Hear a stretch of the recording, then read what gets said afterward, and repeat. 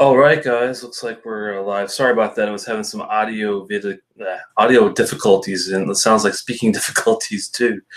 Let me pop out the chat here. I had to start a whole new thing and go from there. There we go. Now it works. Thanks, George. Thanks, Tom. How's the audio video? I'm going to go ahead and pop it out now, and we'll see how that goes there. Echo now. Uh-oh. Well, hopefully it's not echoing too bad. It shouldn't be. I've got I'm two omnidirectional mics, so I think we're good then. All right. Thanks so much for stopping by. Sorry about all that, but we're here to look at something. I went and down the rabbit hole, and I did some seeking and found in one day the Ardbeg Grooves, the new committee release for Feshil on for Ardbeg, and I believe that's in June. Don't quote me on it, but if I remember correctly, it's sometime in June. This is the committee release, and it's 51.6. I agree with Sean from the Scotch for Dummies. I am not a fan of the name. I'm surprised Ardbeg doesn't take the way other distilleries go for like the Scottish Gaelic names. I like the way Bunnahabhain does it, but you know, if it tastes great, I don't care if they name it dirt. I'll still drink it. Thanks so much for stopping by, everybody. I'll get to the comments after we have a little taste and experience here. I recently had a commenter on Distiller tell me that unless he sees a review that's less than 20 minutes or so, he's not going to look at it. And I'm like, well, I guess I could cut these videos down. Drew, let me know if there's a way to do that without losing your stats. There's probably not a way to do it, but if I can split them into, like I'm doing 2 drams, if I split it in half, 20 minutes, I might think about doing it that way. But it's tough, it's tough enough to be able to do this, period, more or less be able to splice and dice things after you do a live stream. So we'll maybe address that later, but this is more of a gathering than really just a review. It's more of a getting your buddies together and grab a glass. If you have the same glass, get into the comment section and have a blast, or the chat channel that you see. And if you have a different glass, then tell us how you feel about that and what you're drinking. But the other one I picked up today, because I recently had a good time with Glenmorangie. Not really into the original that much. The core is okay. The La Santa I love. The Quinta Raban I love.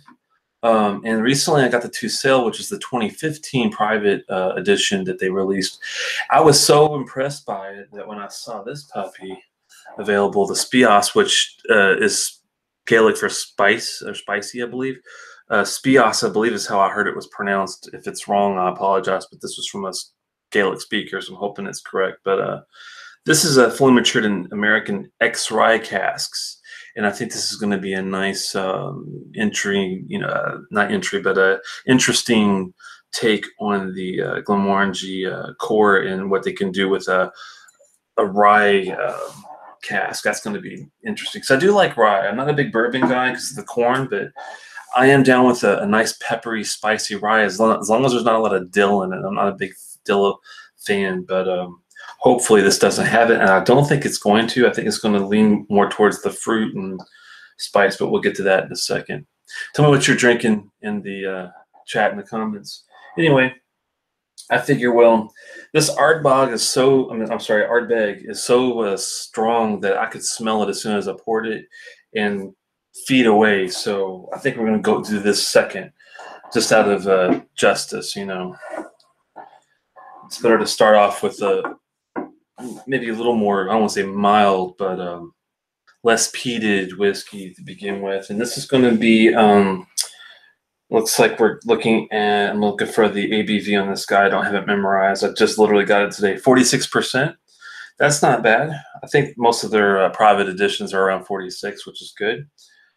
It's a single malt that's going to be fully matured in American X-Rye whiskey cask, suffused with savory elegance and subtle spice. So that should be interesting, I think. Number 9, private edition. They've done one since, I believe it was 1999, somewhere around there. I'm not mistaken. Sonalta PX, I think, was the first release. But if this is good, I might have to start collecting them all like Pokemon. Doing it with the Scotch for Dummies glass. Thanks a lot, guys, for the Glencairn. It's fantastic, and I'm not sure if they have these for sale. If they do on their site, please pick one up and support the cause. And nice viscosity. Some legs, but they're really thin. There's a nice buildup of the oil around the top. Nice color. This is not chill filtered and not colored. No age statement, but let's do a little look on the on some notes. And I apologize for not having this pulled up already. I'm going to look up here on my.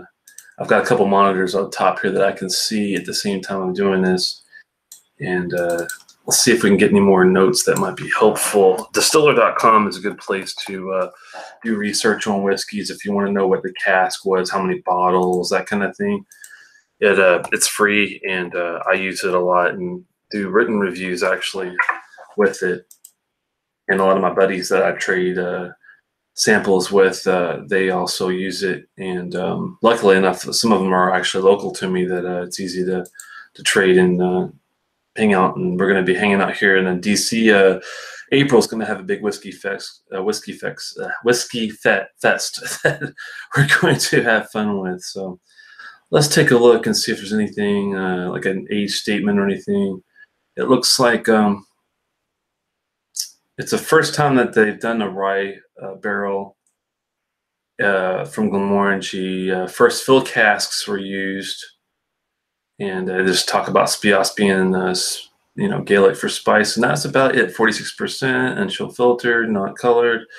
No extra info as far as age, but it was bottled and was introduced in late 2018 January. So really new. I only saw one other place that had this, and they just got it today.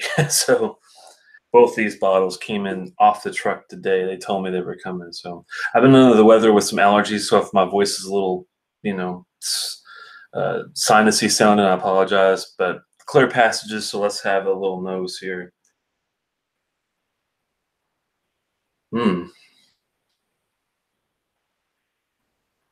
Wow, you do get spice right off the bat. I mean, you can tell the rye influence is there. It's not too subtle, thankfully.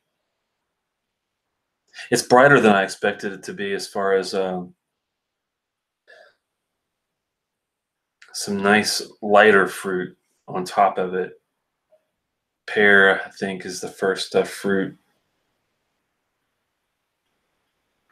Maybe some sawdust, but not overwhelming. Just a little bit of, a little bit of wood. Definitely get some vanilla. Definitely some almost like a tea/tobacco kind of note there too.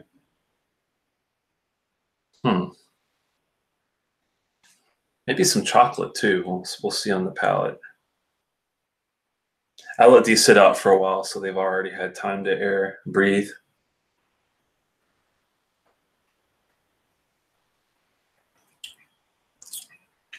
Good evening, Richie Z, Everwind, Kaplan, Rabbit, Travis, everybody.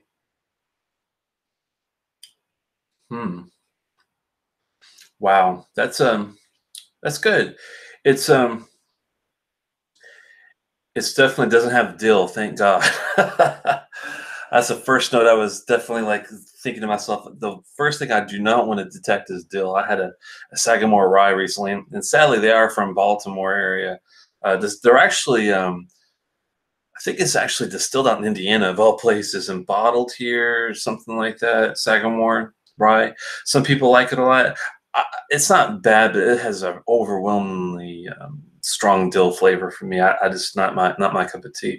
They do have some probably better bottles. I think the only one I looked at was like $46, $50. Bottom, their lowest tier, but this is definitely, I think, a bit better. But it's Scotch, Banana, big time banana on the end too. First note, That when I went back for that second nose was banana, but not that, you know, fakey sugary banana, more of a nice like banana chip, like try to think I explain it, maybe like a candied banana, but I like that. Like a dried banana. Huh.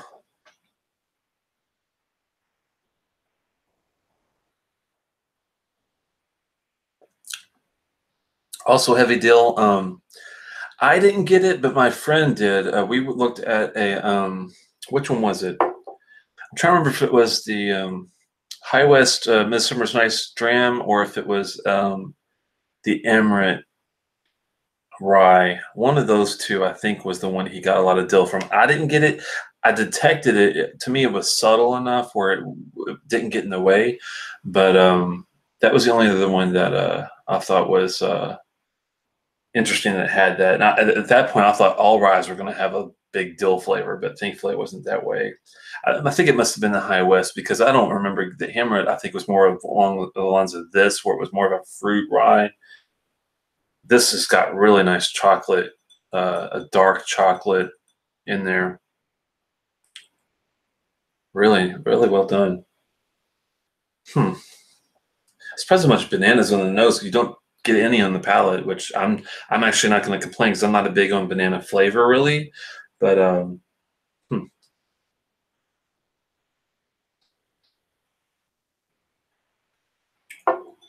I was warming up with a Springbank 14 bourbon wood tonight. Um, that was excellent as well. This is really a nice one, and thankfully the peppers there's white pepper in there, cayenne, allspice like star anise. Um, there's a lot going on, but it's nothing that's like there's not one note that's like pow in the face. You're kind of like it's well balanced. I'm a fan. I'm not sure if I like it as much as the Tussail because it's a little sweeter, and I do like a sweet dram. This is more for you pepper fans out there. Not too hot, but not too sweet, kind of in the middle. I wouldn't call it savory though either, because the fruit does help it balance out where it's still peppery sweet dram is what I guess I would call it. Hmm.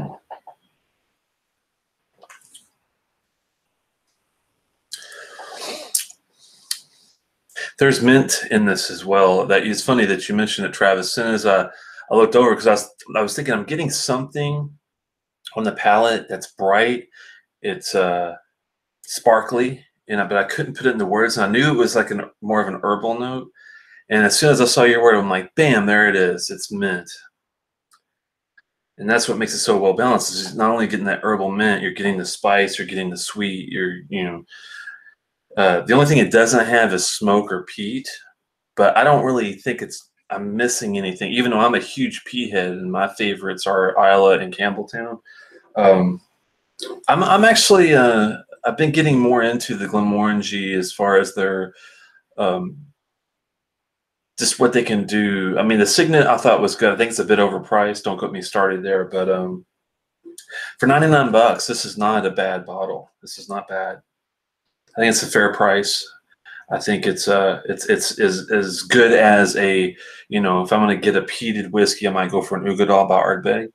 About the same kind of price, maybe Corey Vrecken, but this guy on the other end of the spectrum, if you're looking for something that's got hearty flavor, lighter in, but not light on flavor, nice. Something I think Andrew would actually appreciate. I think this would be. I think he would be at least down with it enough to give it a 3. I'm thinking.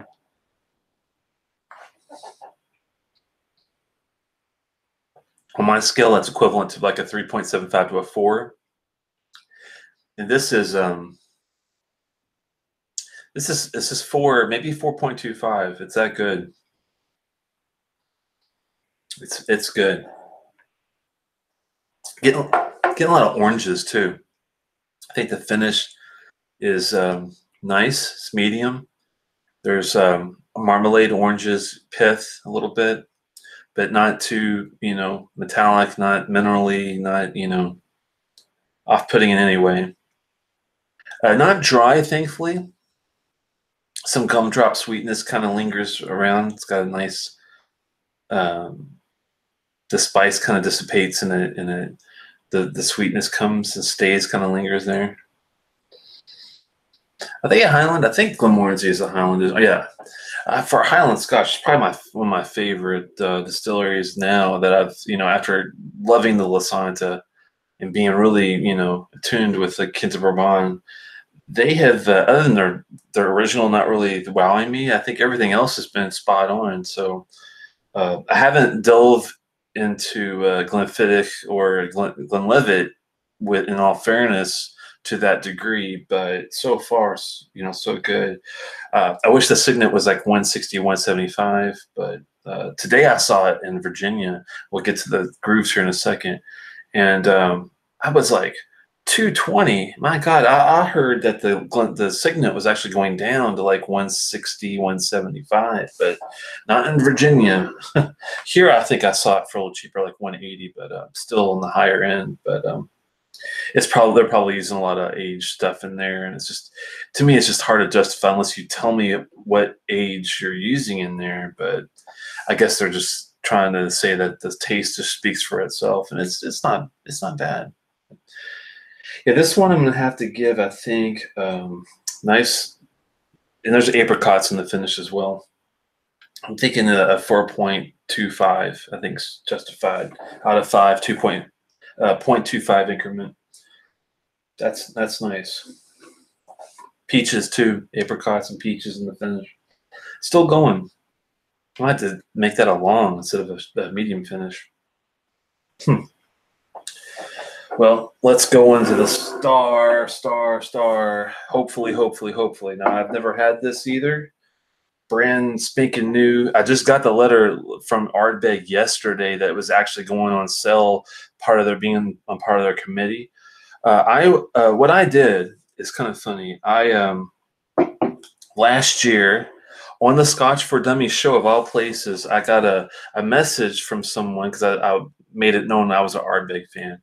And this guy named Tosh, he sent me a message saying, "Hey, did you realize that the Vienna ABC store in Virginia has the Ardbeg Kelpie committee release?" I'm like, I did not realize that. I'll have to give them a call and see if they, the odds are. And by this time, it was probably a month or two afterward that they didn't have it left. But I called them up, and sure enough, they had like 6 bottles. And I was like, I'll be there in a flash. So I drove out, which is a bit of a drive. It's about an hour drive, and picked it up and found out, and this is before I joined the committee mailing list for Ardbeg, I found out that Mickey Heads actually came to that store, and that's the reason why the Vienna ABC liquor store in Vienna, Virginia gets these committee releases. I'm like, interesting. They actually have his autograph in a big Ardbeg poster, and I asked him, "Do you have a second one of those?" Because I'd love to get one, but he didn't. He only had one that they have in the store, and I'm like, wow.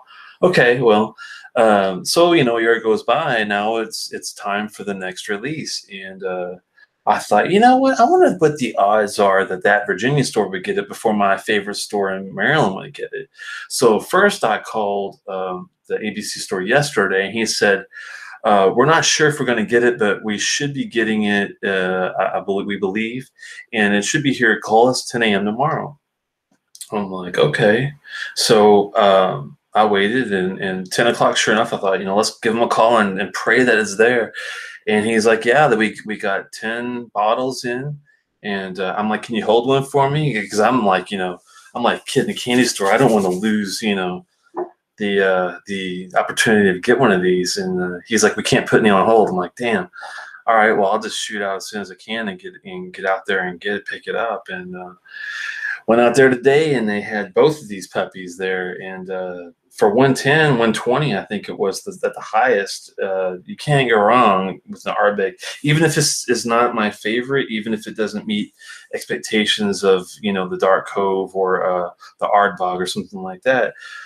I'm still thankful to be even trying this, because you can't just go out and find this. I asked my friend, Mr. Lee, that lives in Virginia in a different part of the state, and he said he cannot find it anywhere. It's in these guys today told me this store only gets these bottles. That's it. There are no other ones that come in. So this should be one of the earliest reviews, I think, of this guy. So it'll be fun to take to get into. So let's have his nose before I talk myself to death.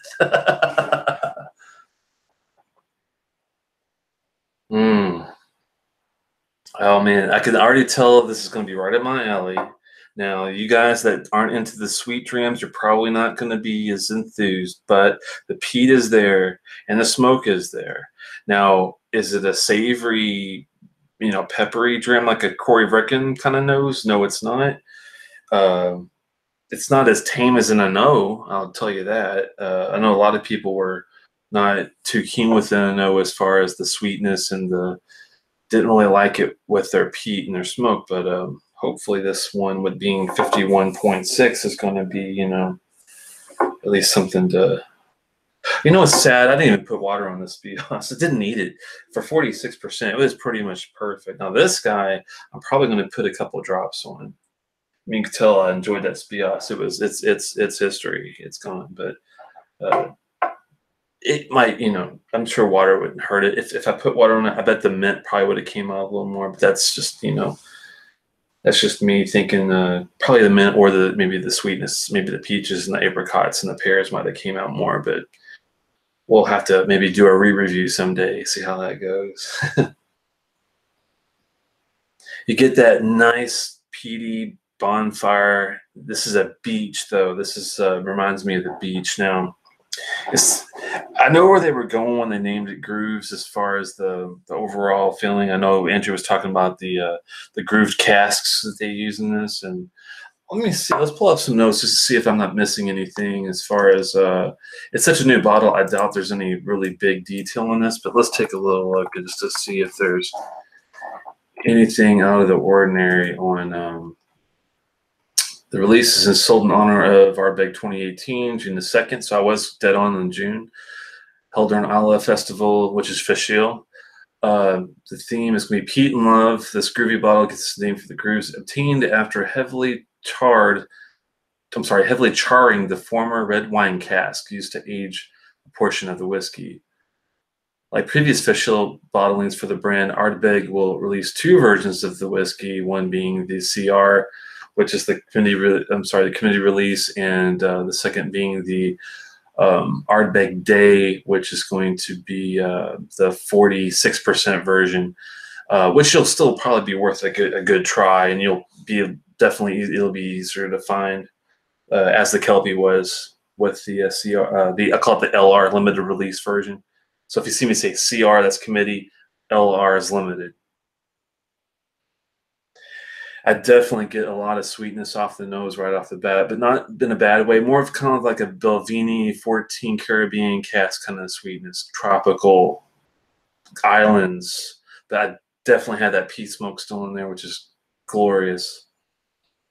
I'm surprised this former red wine cask. That's interesting. I hope it's not too crazy chalky. That when I think red wine cask, I like a real deep, like a Burgundy, a port.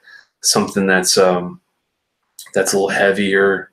I don't like the real chalky, grapey Riviera del Duero kind of cast, but we'll see what we get. It's got a nice nose. I could definitely now. The deeper I get more of that. I think that red. It's not a plum. It's not anything like that. This is more of like your strawberry, raspberry. Oh, wow.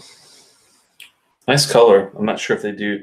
One thing Ardbeg doesn't do a good job of, unfortunately, is telling you about the coloring thing, but it's non-chill filtered, so that's a good thing.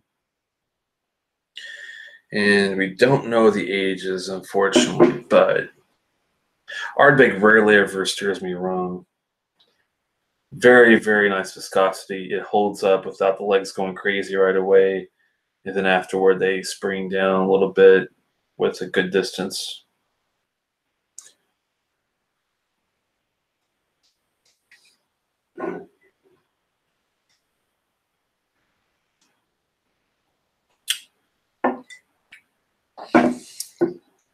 Hmm. Peat, smoke, first notes, which is a good sign. Huh. Sweetness is still there, but it's got more of a barbecue. Wow, that's not bad neat, actually. 51.6 is a little, you would think it would be a little hot, but not, this guy doesn't really, you know, smack you in the face too hard. I love that nose. Hmm. Some like juicy fruit in there. That gum, the juicy fruit gum is on the back end a little bit. Hmm.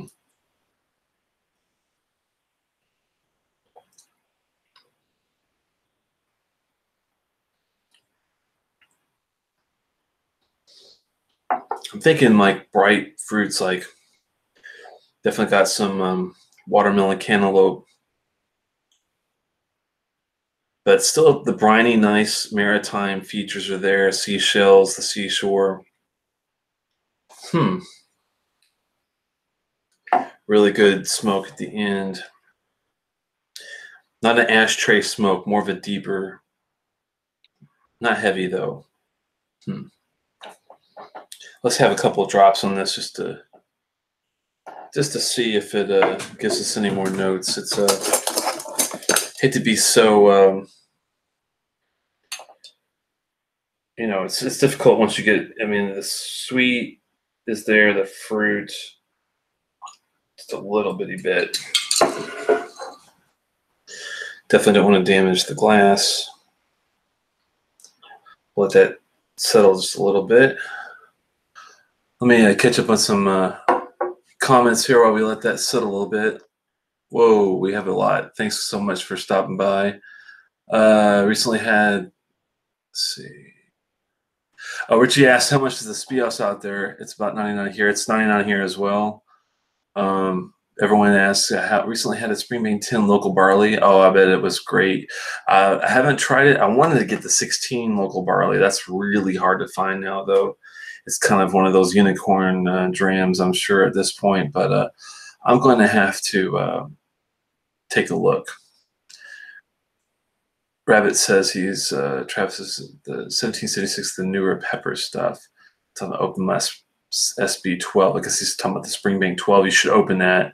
Definitely. The cask drink is awesome.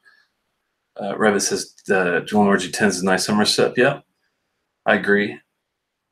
Going down, Rabbit's not heard anything. Not heard good things about the 1776.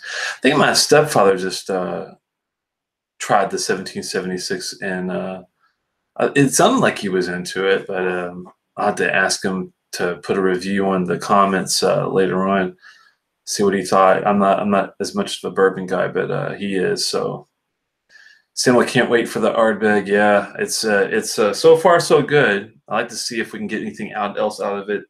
Definitely has the tropical, the fruit, the smoke, the campfire, the barbecue.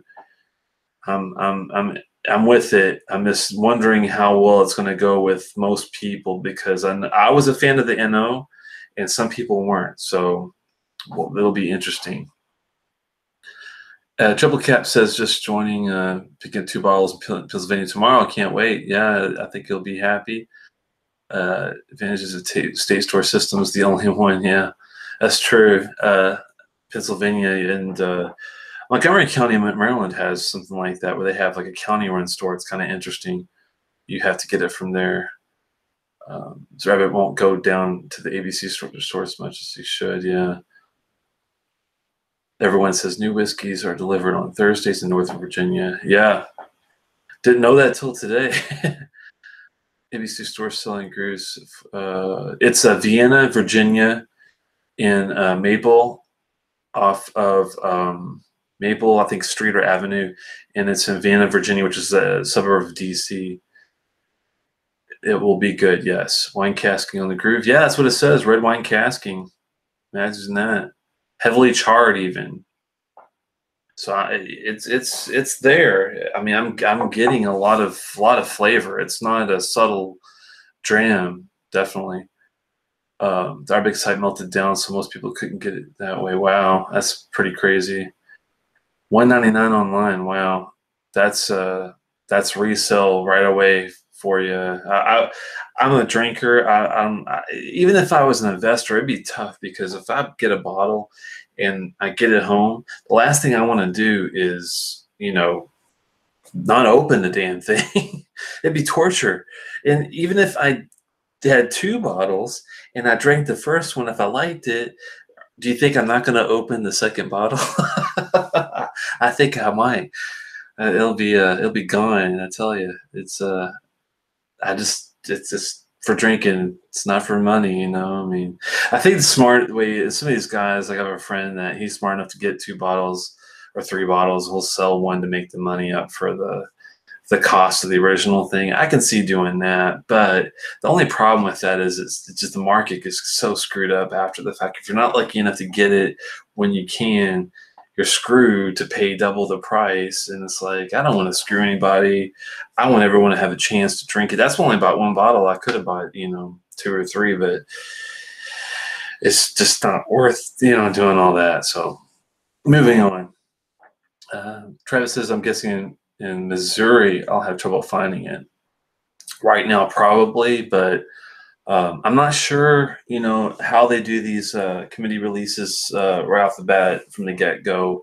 I'm sure Virginia is not the only store that they put it to, but there might only be one store in Missouri that does it. You got to figure out where Mickey Heads went on his last trip. I think he went to several stores in America. Find the closest one that he actually went to, and I bet you that's the one that probably has it. That's my guess. PA lottery and secondary market prices, though. Yeah. Travis, Triple Cap's telling Travis I don't do it very often. I've never had one, but they seem retail. It's always bourbon, so they don't really know.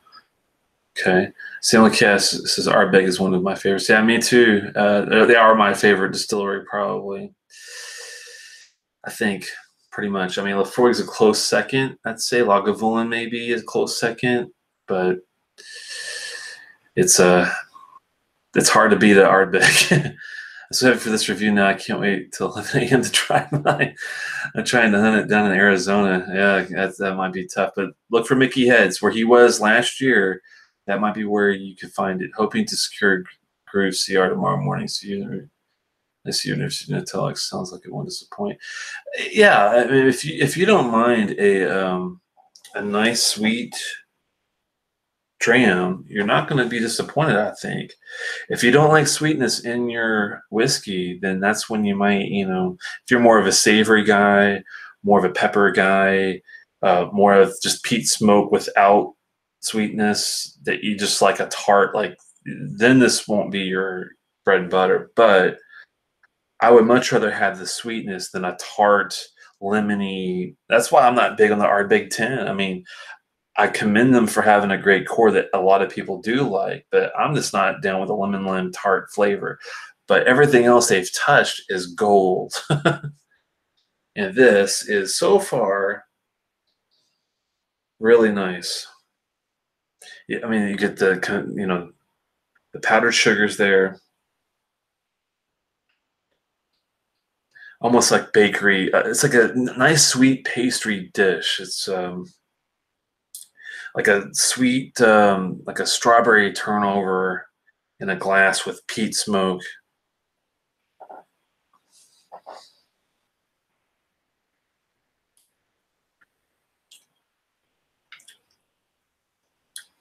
Not losing that great campfire and barbecue on the side. It's like sweet pulled pork. I'm trying to think. If you think about barbecue, you know how you have Carolina has their own barbecue. Kansas City has their own barbecue. Cincinnati has their own barbecue. Texas, Memphis. Who else am I missing? Help me out in the comments here. That's 5 I'm giving you. Now on the sweeter side, I think you're going to go for Cincinnati. Is the sweet chili, and I like that because that's where I'm from. Originally from Louisville, Kentucky. Go Big Blue. They won their game tonight, thank God. It was a close one, a little too close for comfort. They better pick themselves up and move on. But anyway, so I'm down with a sweet Cincinnati chili. And this kind of has that. I'm reminiscing, it's got that aspect a little bit in the glass. There's some other ones. I think Kansas City's pretty good chili. I think that's sweet. Not down with the some of the other ones as much, but if you like that kind of sauce, then I think you might be into this sauce.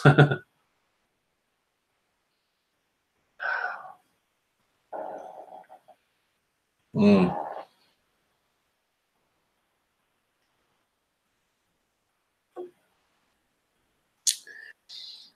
I'm really liking this because if you took the Balvenie 14 Caribbean cask and you gave it to someone that could peat smoke the heck out of it and give it more ABV, it's 51.6, so you only need a couple of drops. I'm not sure if I'm really getting anything more out of it with a couple of drops. Let's try maybe a couple more just to see if I'm missing anything, but it's still good. The way I mean, it's good neat. I hate to say it, but it really was. Mickey knows what he's doing. So there you go. I mean, he brought this distillery out of the ashes. I mean, in the 80s, they were a dead distillery. That tells you something. This guy knows what he's doing. I'm telling you. I mean, it has something as glorious as the Ugadal. Jesus is all I can say. Not even counting all the endless, special releases, but the core is damn good with the Corey Vrecken, the Ugadal, the NO, and the 10. One of my good friends is going to help me out, I think, with the 21 and 23 or 20 something, I should say. I cannot wait. I cannot wait to taste one of those or both, if I'm lucky, offerings. This Four Dummies just had it, the 20 something, and sounded like it was a damn good one. And I think this is going to fit nicely right along with it. I cannot wait to get, if I get a chance to taste it, hopefully I can get a dead bottle and put it on the shelf up here with my many other ones.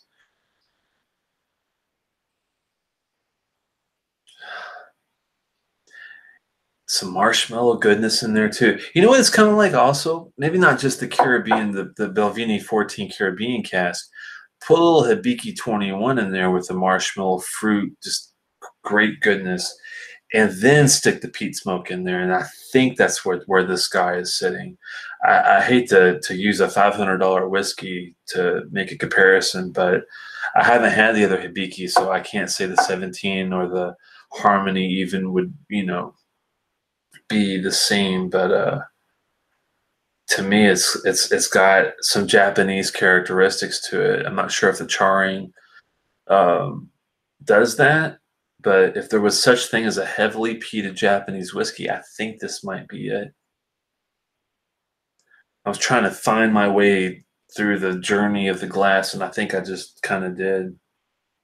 So if you do like a Japanese whiskey, or if you like a tropical one like the Balvenie 14, I think this will be up your alley. I really do.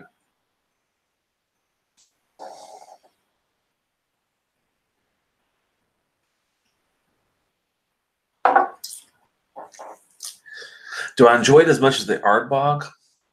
I'm not quite sure though, because I do like the real strong savory flavor of it. It's got more of the barbecue in. It's more meaty.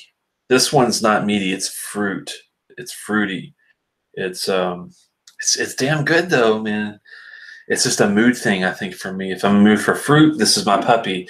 If I'm in the mood for meat, I'm going for a Dark Cove or a Ardbeg. So it's kind of it's nice to actually see them find something because I don't think Ardbeg had something that was on the tropical slash fruitier end. I mean, the NO is more of a sweet, minty, herbal kind of deal, peppermint, that kind of thing. This is more, I think, it's still sweet, but it's more got some earthier fruit in there too. So maybe people might like this a lot more than NO. Actually, it's a tough call. I don't think they're gonna, go wrong with either way with it. no matter how they market it. But I wish it did have, Ardbeg, if you're listening, you're probably not, but if you ever do, consider maybe using, I mean, the Supernova wasn't a bad name, I guess. Galileo, maybe some space, maybe stick with the celestial names, I think the Galileo and the Supernova were on the right track. Dark Cove it's okay, but maybe stick to like some celestial. There's plenty of stuff in the, in astronomy that you could pick out to make your dram sound damn good. So I don't know. It's just a marketing thought that for us, because I think you're 20 years late on this one. When I was younger in the 90s, I probably would have appreciated the name a lot more. But you make a damn good whiskey, I have to say.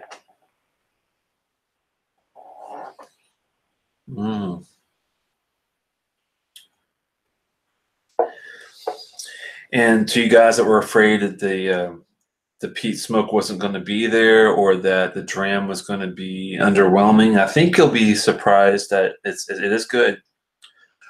Not sure if I'll rate it as high as an Ardbeg, which is a 5-star dram. I mean, hands down. Dark Cove committee release, 5-star dram, hands down, no questions asked.